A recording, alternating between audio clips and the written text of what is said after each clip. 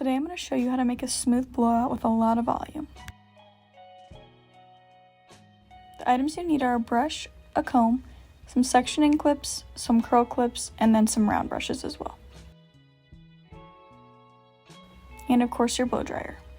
Start by sectioning horizontal sections from the back of the neck, and then you're going to keep doing horizontal sections to avoid any creases or part lines. You can then separate that subsection into 3 parts. Also going to be using heat protectant, and then this is how I kind of blow dry the hair. So I like to start by blowing under the part to make some volume and then go down to make sure that it's smooth, all using my round brush.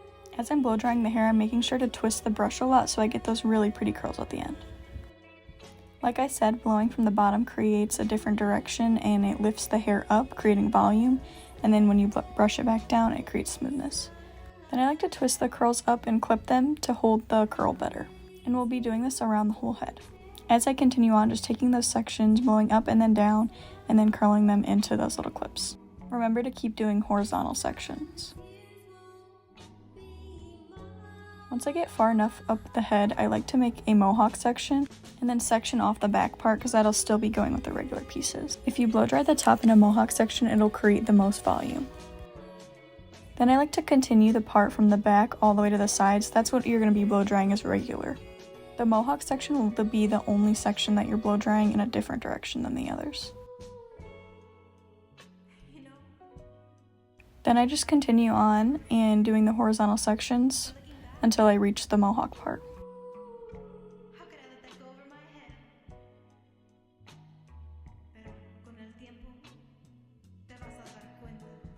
I did have the sides that were not in the same area as the other parts clipped up with the mohawk. You can just blow dry those the same way you blow dried the other pieces as well. Now for the mohawk section, I do take the same pieces horizontally. You just want to blow dry them more straight up than you have the other pieces. So I'll show you right here. You're going to want to smooth it out and then still do that under the hair, blow drying under the hair to create more volume. And you're just going to want to continue doing that until you're done.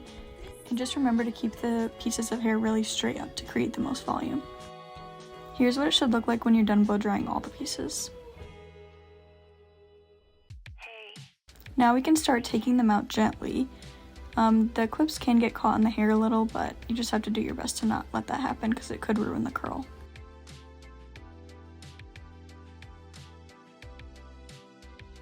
As you can see, I'm just taking out the curls pretty gently and just kind of not really touching them or brushing them out just quite yet because I want them to sit for a minute.